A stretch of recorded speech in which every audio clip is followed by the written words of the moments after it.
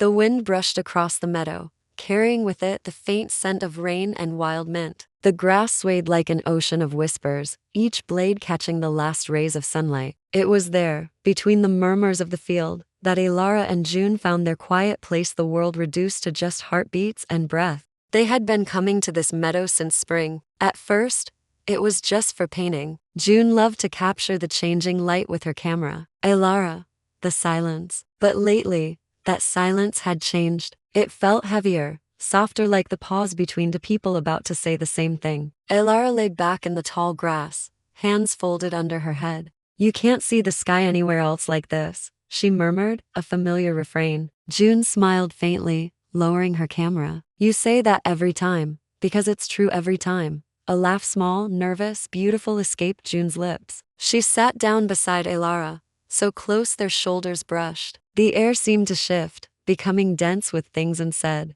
They watched the clouds drift by, painted in strokes of pink and gold. Then slowly, June turned her head. "Do you ever wonder," she began, her voice gentle, "why we come here so often?" Elara's lips curved into a slight smile. "To watch the grass grow?" June's eyes held hers, earnest and searching. "No, I think it's because we can breathe here." Something flickered in Elara's chest, a sudden pulse of warmth and ache. "Yeah," she whispered, her gaze returning to the vast sky. "We can." The silence stretched between them again, but this time it was deep and trembling. Around them, the grass moved like waves on a calm sea. Somewhere in the distance, a lark sang its evening song, and the sound faded into the open air. Elara reached for a single blade of grass, twisting it between her fingers. "You know," she said quietly, "people talk about how loud cities are, but sometimes I think quiet places are louder." June tilted her head, intrigued. "How so?" "Because they don't let you hide. Out here,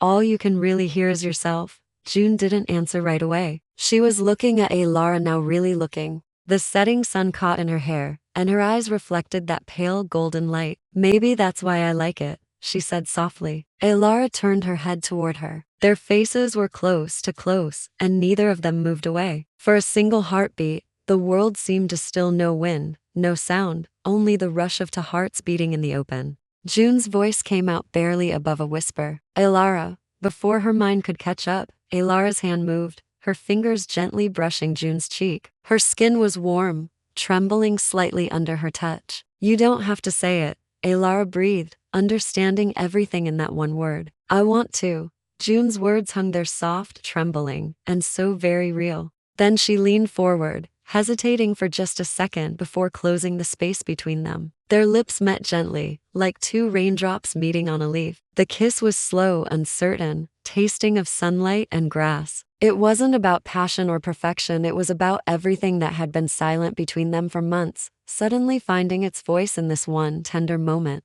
When they pulled apart, the air felt different. The sky had shifted to twilight, the edges of the clouds deepening from gold to a soft purple. June's eyes glistened, a little uncertain. "Was that?" "Yes," Elara whispered, answering the unspoken question. "It was." They sat together in the deepening silence, their fingers brushing, then intertwining. Neither wanted to speak, afraid that words might break the spell. Above them, the first stars began to appear, faint but steady points of light in the vastness. After a while, June spoke again, her voice soft. "I used to think love was supposed to be loud," she said, "like fireworks or thunder." Elara smiled, leaning her head against June's shoulder. "It felt like coming home. Maybe real love sounds like this." June looked at her, a gentle curiosity in her eyes. "Like grass?" Elara nodded, her own smile widening. "Like grass, quiet, but alive." They stayed there until night fell completely, the meadow turning into a sea of shadows and silver moonlight.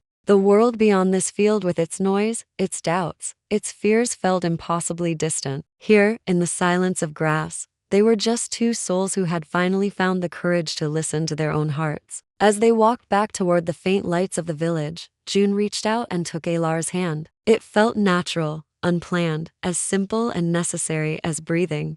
The wind followed them, brushing gently against their faces, carrying the echo of that quiet, life-changing moment. Maybe tomorrow the world would demand explanations. Maybe there would be questions, strange glances, whispered judgments. But tonight, the meadow kept their secret to girls, one kiss, and the soft, knowing song of the grass that would remember long after they left. And somewhere beneath the starlit sky, love tender, quiet, and brave continued to bloom. Thank you so much for joining me in this story. If it touched your heart, please consider liking this video and subscribing for more moments of quiet beauty. Until next time.